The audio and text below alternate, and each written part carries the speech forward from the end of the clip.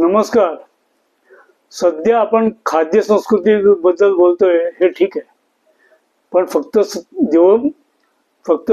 हेमंत शशी ऋतूमध्ये फक्त खाणंच करावं हे काय योग्य आहे का?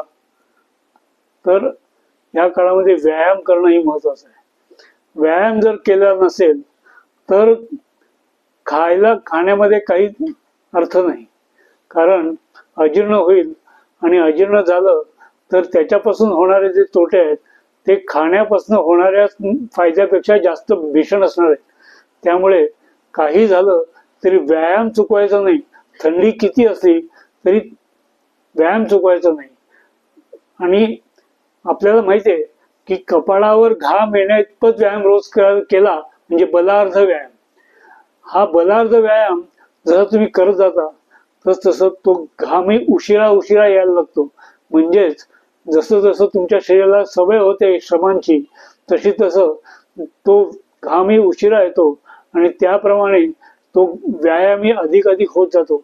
आणि तसं जर व्यायाम वाढवला नाही तर तुमचा आहारही वाढवण्यात काही अर्थ नाही.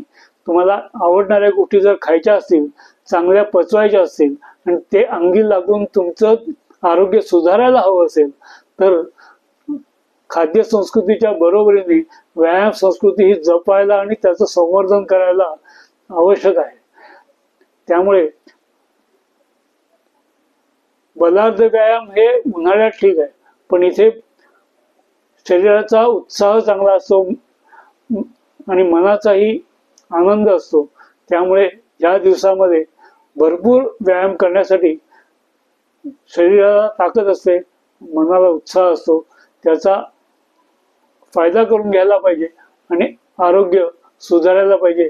त्यातूनच तर टिकेल आणि पूर्ण वर्षभर त्याचा फायदा आपल्याला मिळू शकेल. म्हणूनच या दिवसामध्ये काय करावं हे समजण्यासाठी लाईक करा, शेअर करा, सबस्क्राईब करा आणि खाली कॉमेंटमध्ये जे दिलेल्या गोष्टी आहेत त्याही अनुभवा. त्याच्यातून फायदाच होईल.